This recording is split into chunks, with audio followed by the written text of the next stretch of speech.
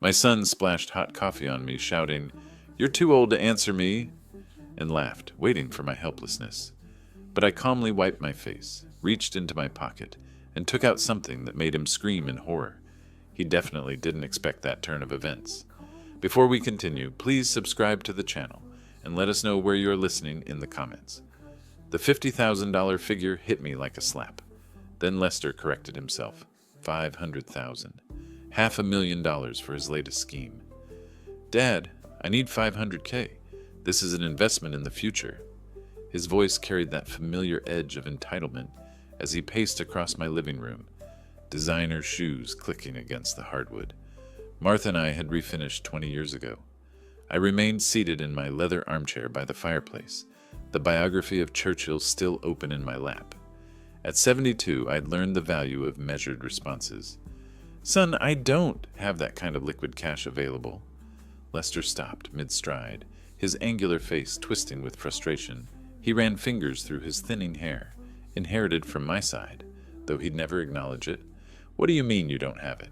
You sold your real estate business for millions. That money is invested, diversified, not sitting in a checking account waiting for your next brilliant idea. I kept my voice steady, watching his agitation build like storm clouds. Then liquidate some. This app will revolutionize food delivery, AI-powered route optimization, predictive ordering. His hands gestured wildly, painting invisible screenshots in the air. I have investors lined up, but I need seed capital to show commitment. The fire crackled between us, casting dancing shadows that reminded me of other winter evenings when this room held warmth instead of tension. Lester, your track record with investments... Don't, he pointed at me with the aggression of a man cornered. Don't throw my past mistakes in my face. This is different. This is my chance to finally break through. Finally, break through. As if his comfortable suburban life with Victoria represented some kind of hardship. As if the private school educations I'd funded, the cars I'd helped purchase, the down payment assistance for their Evanston townhouse, none of that mattered because his third business venture had failed. I understand you're passionate about this, but I can't risk. Then sell this old house. It's too big for you anyway. The words came out sharp, calculated. He'd been building to this suggestion. You're rattling around in here like a ghost. Get a nice condo. Maybe one of those senior communities with activities. The room went silent except for the soft hiss of burning oak. I felt my jaw tighten, my hands gripping the book's leather binding. This house is my home. I lived here with your mother. Mom's been gone 5 years, Dad. 5 years. His voice rose, echoing off the vaulted ceiling. You can't live in a shrine forever. Be practical. The real estate market is hot. You could clear $1 million easy, maybe more. $1 million easy. As if the kitchen where Martha taught him to make pancakes was just square footage. As if the backyard where we'd played catch held no more value than its property assessment. I'm not selling my home, Lester. Something shifted in his expression then, disappointment hardening into something uglier.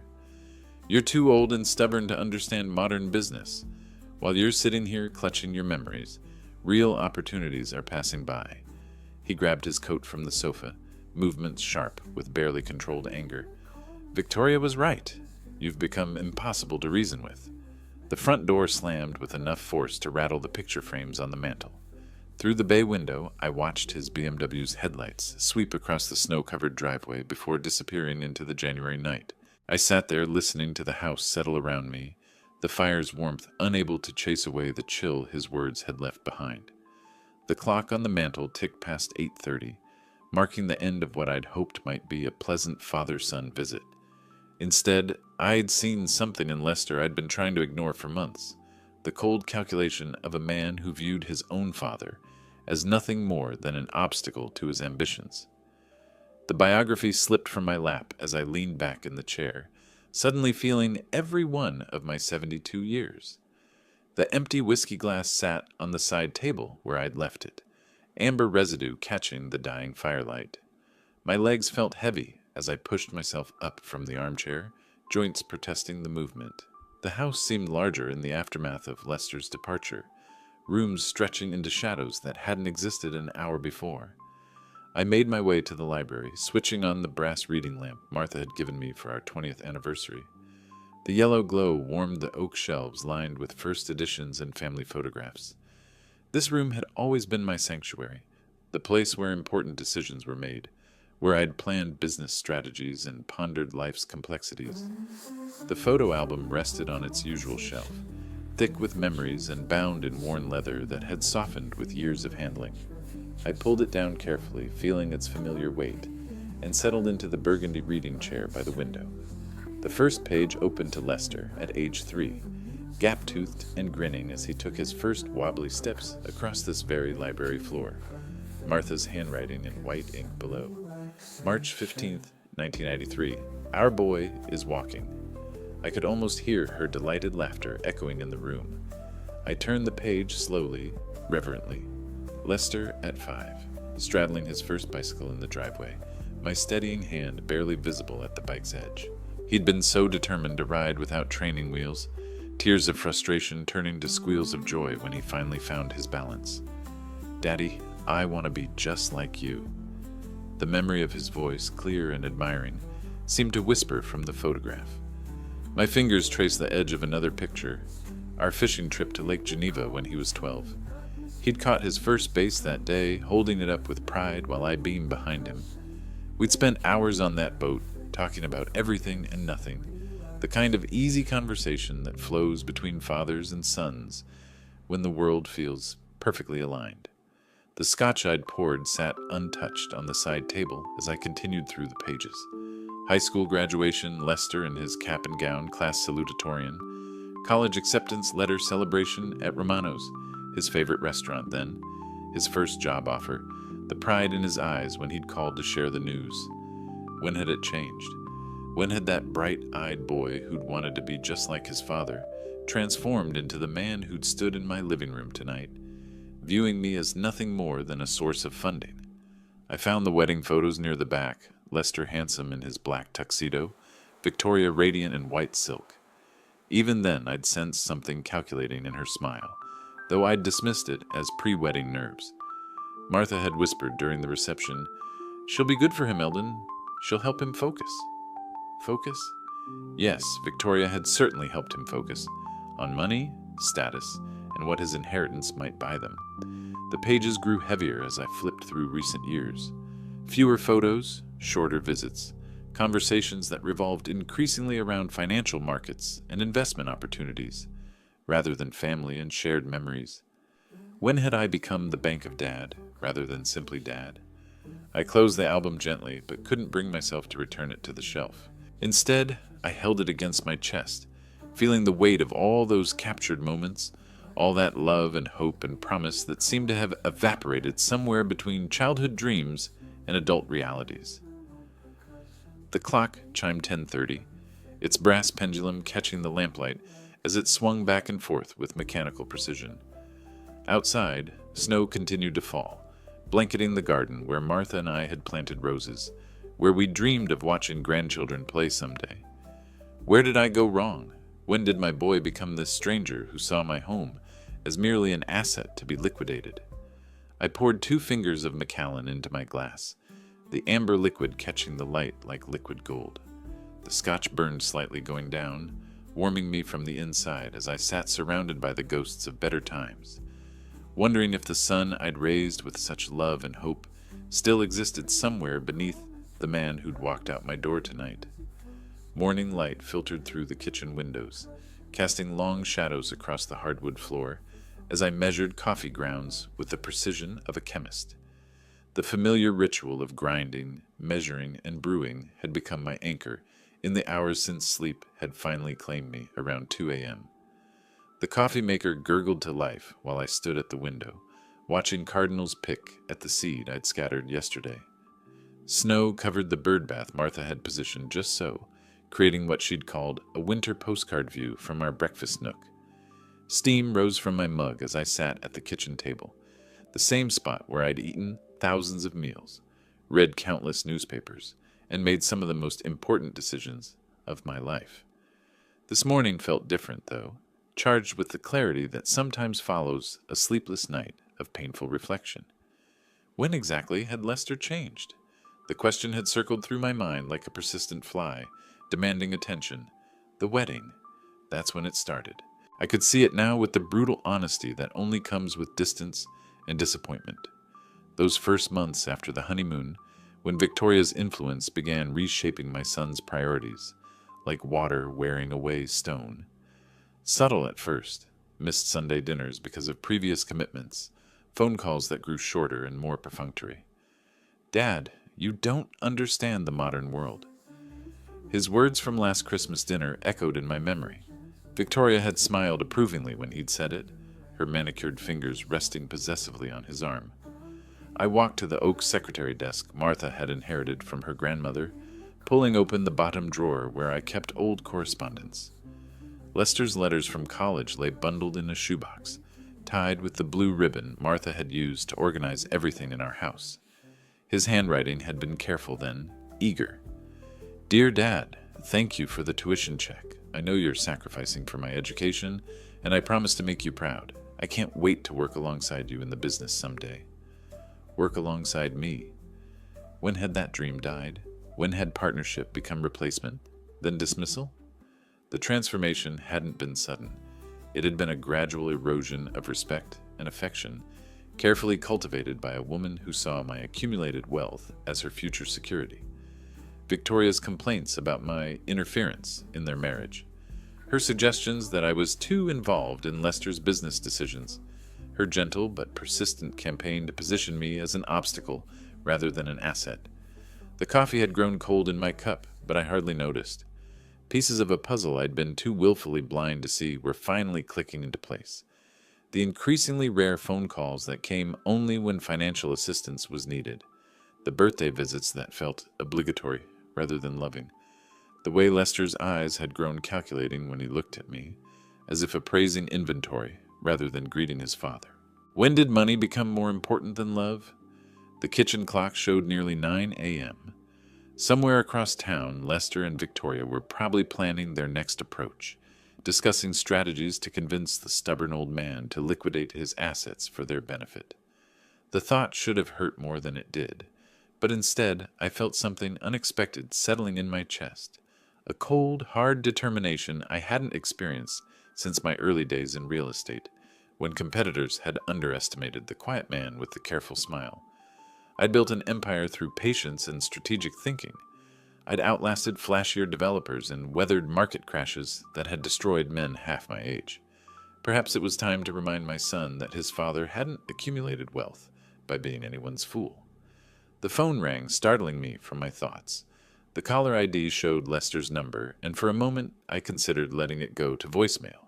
Instead, I picked up on the fourth ring. Hello, son. Dad. His voice carried none of last night's anger, replaced instead by the careful charm he'd perfected in recent years. I wanted to apologize for my outburst yesterday. Victoria and I would like to take you to dinner tonight. Bella Vista, your favorite. We need to talk. 7 days of silence stretched between that cold January evening and the moment my phone rang again. I'd spent the week maintaining my routines, morning coffee in the kitchen, afternoon reading in the library, evening walks through the snow-covered neighborhood. But underneath the familiar patterns, my mind worked like a chess player studying an opponent's strategy. The call came while I was washing dinner dishes, the simple ritual of warm water and soap providing comfort after another solitary meal. Lester's name appeared on the caller ID, and I let it ring 3 times before answering. Hello, son. Dad. His voice carried none of last week's anger, replaced instead by something carefully modulated. I've been thinking about our conversation. Victoria and I would like to take you to dinner tomorrow night. Bella Vista, your favorite. We need to talk. Bella Vista. He remembered it was where Martha and I had celebrated our anniversary each year. The gesture felt calculated, like everything else about this call. About what exactly? I kept my tone neutral, professional, the voice I'd used in difficult real estate negotiations. About your future, Dad. I'm genuinely worried about you, living alone in that big house. We want to discuss some options that might make your life easier. Options. Such a careful word, pregnant with implications he wasn't yet ready to reveal. All right, Lester, 7 o'clock. Perfect. I'll make the reservation. After hanging up, I stood in the kitchen holding the cordless phone, studying my reflection in the darkened window. 7 days had given me time to think, to plan, to make certain preparations. Perhaps it was time my son learned that his father hadn't accumulated wealth by being anyone's fool. That evening, I selected my clothes with the same care I'd once chosen attire for crucial business meetings. The navy suit Martha had helped me pick out 3 Christmases ago. She'd said it made my eyes look younger. A burgundy tie that suggested prosperity without ostentation. In the mirror, I saw not the helpless old man Lester apparently expected, but a businessman who'd outmaneuvered sharper opponents than his own son. From the oak secretary in my study, I retrieved the manila envelope I'd placed there after my morning revelations.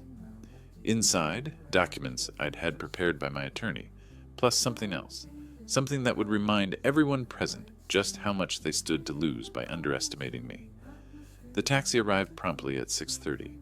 As Chicago's skyline grew larger through the window, I felt the familiar weight of important papers in my jacket's inner pocket. Tomorrow would bring either reconciliation or a lesson in consequences. Either way, my son was about to learn that some fathers still had teeth. Bella Vista's warm lighting and soft jazz couldn't mask the tension waiting for me at table 7. Lester rose as I approached, his smile too wide, too practiced. Victoria remained seated, her perfectly applied makeup reflecting the candlelight, as she offered a wave that belonged in her social media videos. "Dad, you look wonderful." Lester's embrace felt rehearsed, a performance for nearby diners rather than genuine affection. I took the chair they'd left for me, facing the wall, I noticed, while they commanded views of the restaurant's entrance and windows. Even the seating arrangement felt strategic. "Victoria, you're looking well?" I nodded to my daughter-in-law, whose phone lay prominently beside her water glass, screen up and ready. "Oh, Eldon, we're so glad you agreed to meet." Her voice carried that sticky sweetness she'd perfected for difficult conversations. "We've been terribly concerned about you." Concerned? There was that word again, the same careful language Lester had used on the phone. They'd clearly rehearsed this conversation, perhaps even assigned roles. The waiter took our drink orders. Wine for them, water for me. I'd learned long ago that important negotiations required complete clarity of mind. As he departed, Lester leaned forward with what he probably thought was paternal concern. "Dad, Victoria and I have been discussing your situation. Living alone in that house, no family nearby if something happens." "Nothing has happened, son." I kept my voice level, though my fingers found the envelope's edge through my jacket fabric. "I'm perfectly capable." "Are you, though?" Victoria's interruption came with a laugh that sounded like breaking glass. "Honestly, Eldon, when was the last time you had a proper medical evaluation? You're 72. 72? She said it like a death sentence, her phone tilting slightly as if recording our conversation for some future purpose. Lester reached beneath the table, retrieving a leather briefcase I hadn't noticed before. The metallic clicks of its opening echoed like gunshots in the intimate restaurant space. "We found a solution," he said, placing a stack of papers between us, with the flourish of a magician revealing his final trick. "Sunset Haven. It's a beautiful facility. Private rooms, medical staff on site, activities programs." The words hit me like physical blows. Sunset Haven, a nursing home. I lifted the top document with hands that remained steady despite the earthquake occurring beneath my ribs. "We've already completed most of the paperwork," Victoria added helpfully. "The admission process can take weeks, but we've expedited everything. You could move in this Friday?" Friday, 3 days away. I read through the forms with the careful attention I'd once devoted to million-dollar contracts. Medical assessment recommendations, financial authorization forms, living will modifications. My signature required in a dozen places, but theirs already adorned every page where family consent was needed. "You've been busy," I managed, my voice sounding hollow in my own ears. "We want what's best for you, Dad." Lester's tone carried the patience of a parent explaining simple concepts to a slow child. "The house is too much responsibility. The money from selling it will ensure you have excellent care for the rest of your life." The rest of my life. How efficiently they planned it out. My home sold, my independence eliminated, my wealth managed by loving family members who demonstrated such tender concern for my welfare. "I'm not going anywhere," I said quietly, placing the documents face down on the white tablecloth. Victoria's laugh tinkled like wind chimes in a storm. "Oh, Eldon, don't be stubborn. It's already arranged. I will not allow you to control my life." The words came out stronger than I'd intended, causing heads to turn at neighboring tables. Lester's face darkened, his careful facade cracking like ice under pressure. "Control your life?" He leaned forward aggressively, his voice rising. "Look at yourself. You can barely manage a simple conversation without getting confused and defensive." "I'm not confused about anything, son." I pushed the nursing home documents back toward him with deliberate calm. "I understand exactly what you're attempting to do." Victoria's phone lifted slightly, angling toward us, as if she were capturing evidence of my supposed instability. Her lips curved in anticipation, like a cat watching a mouse stumble into a trap. Lester's coffee cup sat half full beside his bread plate, steam still rising from the dark surface, his fingers wrapped around the handle with white-knuckled intensity. "You want proof you can't take care of yourself?" His voice carried a dangerous edge I'd never heard before, something wild and desperate that transformed my son into a stranger. "Fine, here's your proof."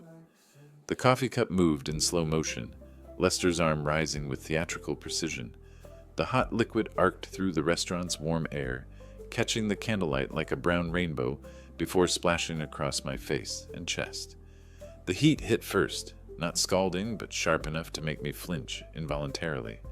Coffee ran down my cheek, soaking into my burgundy tie and navy jacket. Drops scattered across the white tablecloth like evidence at a crime scene. "Look!" Lester slammed the empty cup back onto its saucer with enough force to crack the porcelain. "I just threw coffee on you, and you're too old and weak to even respond. You just sit there like a helpless child." Victoria's delighted laughter cut through the restaurant's shocked silence. "Exactly. He can't even defend himself. This is exactly what we mean about his deteriorating condition." Around us, conversation had stopped. Waiters froze with plates balanced on their arms. A woman at the next table covered her mouth in horror, while her companion reached for his phone, though whether to call security or record the spectacle remained unclear. I reached for my napkin with movements that felt mechanical, robotic. The crisp linen absorbed coffee from my cheek, while my mind processed what had just occurred. My own son, the boy I'd taught to ride a bicycle, whose college tuition I'd paid, whose business failures I'd forgiven time and again, had just humiliated me in public to prove I was helpless. The coffee stains spread across my shirt like dark flowers blooming in fast forward. I could smell the bitter aroma mixed with Victoria's perfume and the restaurant's garlic-scented air. My hands moved with deliberate precision, folding the soiled napkin into a neat square before placing it beside my untouched water glass. Lester sat back in his chair with savage satisfaction, his breathing heavy from adrenaline and rage. "There. Now everyone can see what we're dealing with. An old man who can't even protect himself from a simple accident." Victoria nodded eagerly, her phone now openly recording. "This will be perfect documentation for the medical evaluation, clear evidence of diminished capacity to respond to basic social situations." The maitre d' approached our table with careful steps, his professional composure intact despite the obvious distress in his eyes. "Sir, is everything all right? Would you like us to call?" "Everything's fine," I said quietly, my voice carrying clearly in the unnaturally silent restaurant. "Just a family discussion that got a bit heated." I reached into my jacket's inner pocket, feeling the crisp edges of documents that represented 7 decades of careful planning and strategic thinking. My fingers closed around papers that would remind everyone present, particularly my son and his calculating wife, that some fathers still possessed very sharp teeth indeed. The napkin folded into a perfect square beneath my fingers, each crease deliberate and precise. Coffee stains darkened my shirt like badges of my son's cruelty, but my hands remained steady as I placed the linen beside my water glass. I stood slowly, feeling the weight of 72 years and the eyes of every patron in Bella Vista upon me. Lester leaned back in his chair with savage satisfaction, while Victoria held her phone like a weapon, ready to document my inevitable breakdown. Instead, I reached into my jacket's inner pocket. The check emerged crisp and pristine, its white surface catching the restaurant's warm lighting. $1 million, written in my careful script, dated 3 days ago. Pay to the order of Lester Dean, my son's full name in blue ink that had dried with such hope. This $1 million check was meant for your new business venture. My voice carried clearly across the suddenly silent dining room. I had it prepared, after our first conversation, before I understood what you'd become. Lester's smugness evaporated like steam from his coffee cup, his eyes fixed on the check with the intensity of a drowning man spotting shore. Dad, what are you... But now I see you're not worthy of it. The first tear came easily, clean, and satisfying, splitting the check lengthwise through the $1 million amount. You threw coffee on your own father to prove he was helpless. No. What are you doing? Lester lunged forward, his chair scraping against hardwood as he reached desperately across the table. His fingers grasped at air while I held the two halves beyond his reach. Victoria's phone clattered to the floor, her social media instincts overwhelmed by the reality of watching a fortune disappear. Eldon, stop! We can discuss this. We can work everything out. The second tear was crosswise, creating 4 perfect pieces that fluttered like autumn leaves onto the white tablecloth. Each fragment contained a portion of the astronomical sum that would have solved all their financial problems, funded Lester's dreams, secured their suburban comfort. Too late. You chose your path when you decided I was nothing more than an obstacle to your inheritance. I scattered the pieces across the table's surface, creating a paper mosaic of destroyed opportunity. You wanted to put me in a nursing home and sell my house. You humiliated me in public to prove I was incapable of defending myself.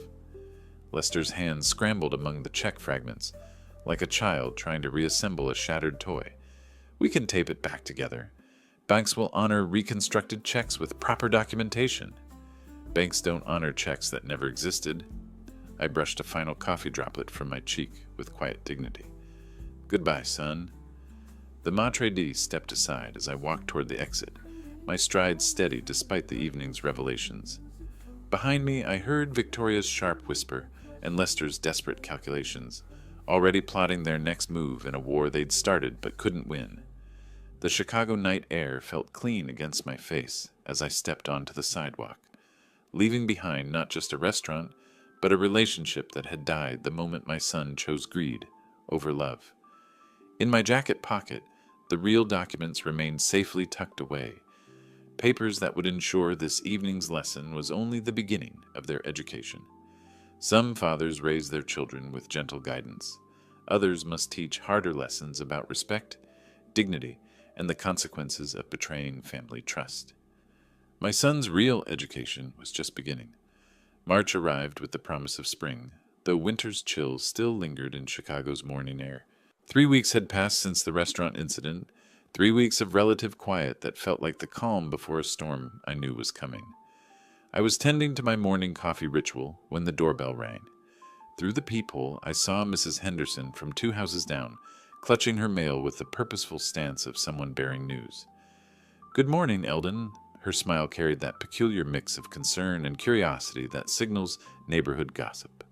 I hope you don't mind me stopping by, but I've been hearing some troubling things. The coffee maker gurgled behind me as I invited her into the foyer, keeping the conversation away from my private spaces. What sort of things, Dorothy? Well, several people have mentioned you might be having some health issues. Memory problems, perhaps? She shifted her weight from foot to foot, clearly uncomfortable with her role as messenger. People are worried about you living alone. Memory problems. So it had begun. I appreciate the concern, but I feel wonderful. My mind is as sharp as ever. Her relief was visible but temporary. Oh, I'm so glad to hear that. Though I have to ask, are you remembering to take your medications? There was some talk about missed prescriptions. Medications I'd never been prescribed for conditions I didn't have. The campaign was more sophisticated than I'd expected. After Mrs. Henderson left, the phone rang, then rang again, and again. Eldon, it's Frank Morrison from the Real Estate Association. His voice carried professional concern wrapped in genuine friendship. Listen, I got a call from your son yesterday. He mentioned you've been having some trouble managing your finances. Asked if I knew any good elder care advisors. Frank, we'd done business together for 20 years. Lester contacted you directly. He seemed genuinely worried, said you'd been forgetting to pay bills, getting confused about bank statements. I told him you'd always been sharp as a tack, but... His pause spoke volumes. Well, people change as they age. No shame in getting help. 3 more calls followed the same pattern. Different friends, identical concerns, all traced back to conversations with Lester. Each caller had been approached separately, fed specific stories about my declining capabilities, my inability to manage basic tasks. By afternoon, I understood the scope of their campaign. Systematic, coordinated, designed to create a paper trail of community concern that could support legal action. I opened my laptop, a skill that apparently contradicted their narrative about my technological incompetence, and searched for Victoria's social media accounts. What I found was a masterpiece of manipulation. Facebook posts about family challenges and difficult decisions about aging parents. Instagram stories seeking advice for when elderly relatives refuse help. Carefully crafted content that painted her as a devoted daughter-in-law, struggling with an obstinate old man who couldn't recognize his own limitations. The comments section revealed the true genius of her approach. Dozens of responses from friends and strangers offering sympathy, sharing similar experiences, reinforcing the narrative that I was a typical elderly person in denial about declining abilities. So heartbreaking when they lose insight into their own condition. Have you considered guardianship proceedings? Sometimes it's the only way to protect them. My mother was the same way. You're doing the right thing by intervening. Each comment built upon the others, creating a digital monument to my supposed incompetence. Victoria had crowdsourced my character assassination, turning social media into a weapon of family destruction. I took screenshots methodically, building my own evidence file while my phone continued ringing with concerned friends and acquaintances. Each call followed the script Lester had provided. Memory issues, financial confusion, safety concerns, family worry. By evening, I had 17 documented contacts, 6 social media posts, and a clear picture of their strategy. They were building a case for incompetency, gathering community support for intervention, creating justification for the very nursing home placement they'd outlined at Bella Vista. But they'd made one crucial error in their campaign. They'd assumed I was the helpless old man they wanted me to be, incapable of recognizing sophisticated manipulation or mounting an effective defense. I dialed my attorney's number, listening to the familiar ringtone while organizing my evidence files. Some wars are fought with weapons. Others require strategy, documentation, and the careful application of legal expertise. The law offices of Peterson, Klein, and Associates occupied the 15th floor of a downtown Chicago high-rise, their mahogany-paneled conference room overlooking Lake Michigan's gray waters.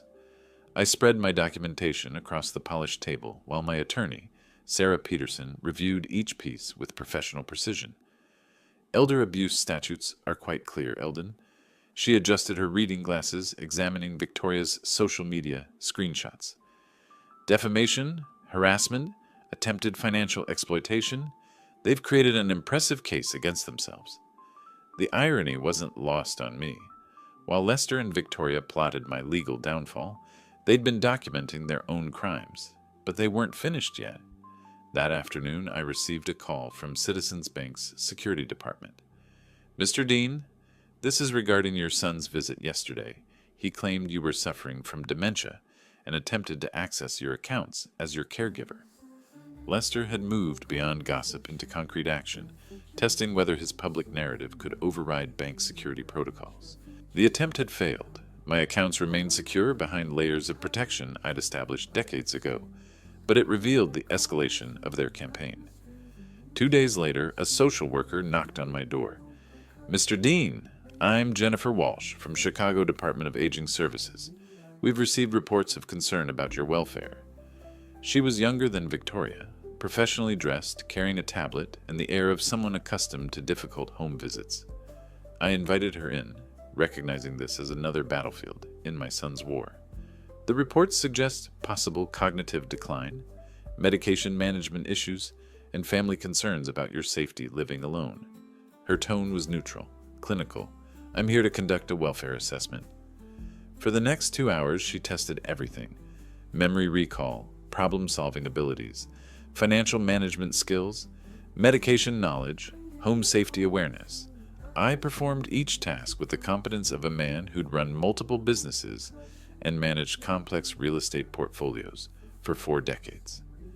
Mr. Dean demonstrates excellent cognitive function, maintains his home appropriately, and shows clear understanding of his financial affairs. She typed into her tablet, no evidence of the reported concerns. The medical examination came next, arranged by Lester through his attorney, but conducted by my physician of 15 years. Dr. Martinez had seen me through pneumonia, Martha's cancer, and the natural changes of aging. His assessment was thorough and unambiguous. Physically robust for 72, cognitively sharp, no signs of dementia or medication management issues. Patient demonstrates complete capacity for independent living and financial decision-making. Each professional evaluation strengthened my position while weakening theirs.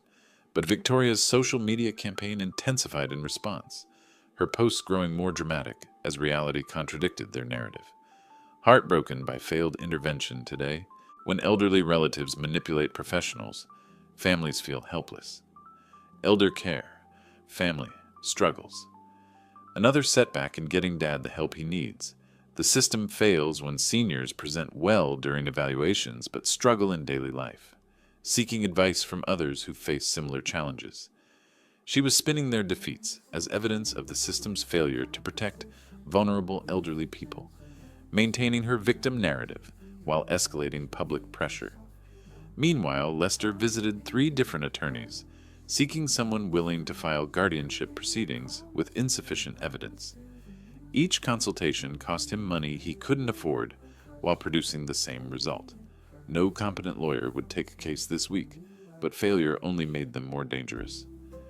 "Your father will regret opposing us," I overheard Lester tell Victoria during a phone call I'd recorded, legally since it occurred on my property when they'd come to collect Victoria's forgotten purse from their restaurant ambush. Victoria's response chilled me more than his threats.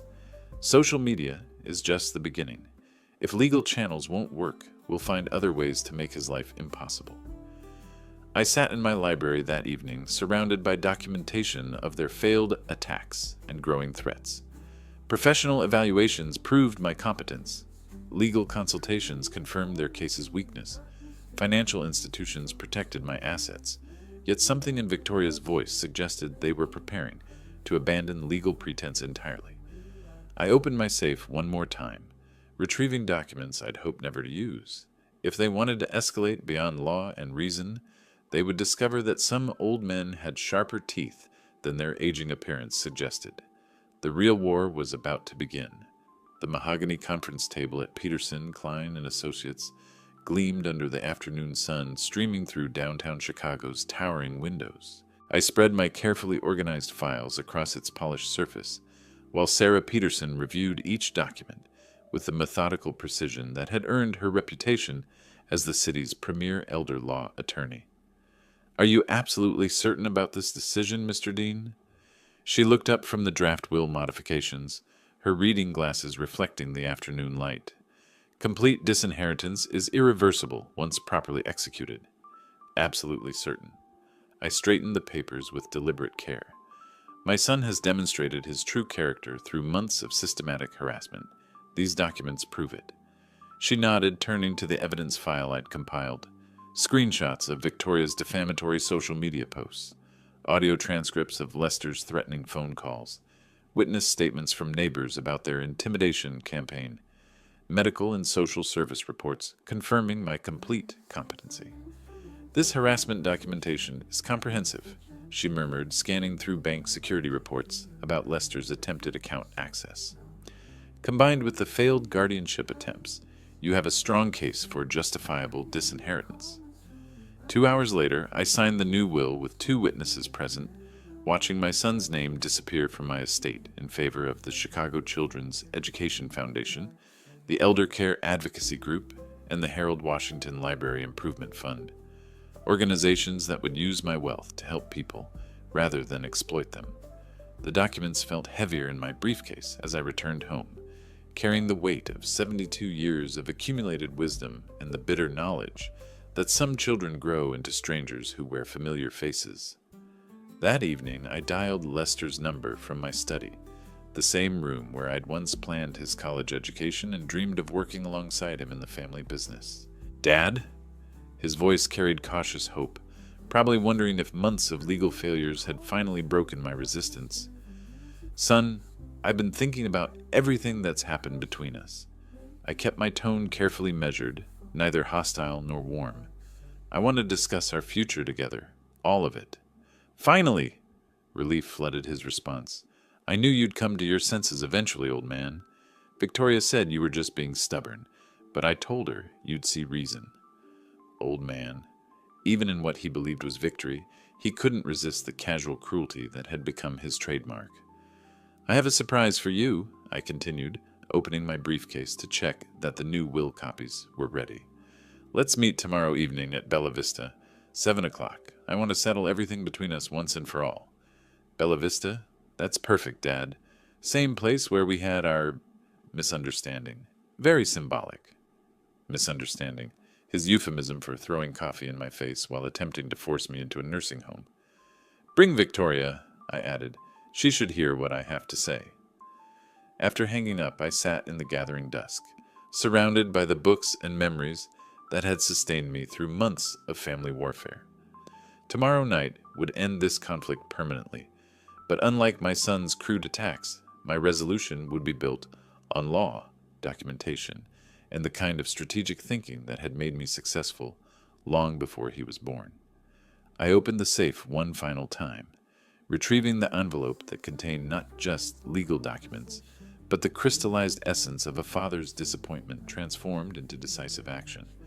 Some lessons are taught with patience and understanding. Others require the swift, clean cut of consequences that can't be negotiated, manipulated, or undone. Bella Vista felt different as I entered with my document folder tucked under my arm, the same warm lighting, the same soft jazz. But this time I walked through the dining room as a man armed with truth rather than hope. The maitre led me to table 7, the same table where my son had humiliated me 3 months ago. Lester and Victoria were already seated, their faces bright with anticipation. They dressed well for what they believed would be their victory dinner, Lester in his best suit, and Victoria wearing jewelry I'd probably helped finance through past generosities. "Dad, you look wonderful." Lester stood to embrace me, his performance of filial affection almost convincing. "I'm so glad we're finally going to work everything out."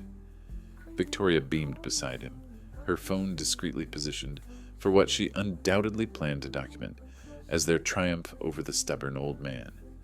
I placed my folder on the table between us, with the same deliberate care I'd once used for major real estate contracts. "I promised a surprise. Here it is." The first document I removed was a copy of my new will, dated just yesterday and bearing the official seal of Peterson, Klein and Associates. I placed it directly in front of Lester, watching his eager expression falter as he began reading. "This is impossible." His voice cracked as he reached the disinheritance clause. "You can't do this to me." "I can, and I have." I withdrew the second set of documents, evidence of their harassment campaign compiled over months of careful documentation. "I also have complete records of your attempts to destroy my reputation, access my accounts, and force me into institutional care." Victoria's face drained of color as she recognized her own social media posts, printed in crisp black and white, time-stamped and annotated with legal precision.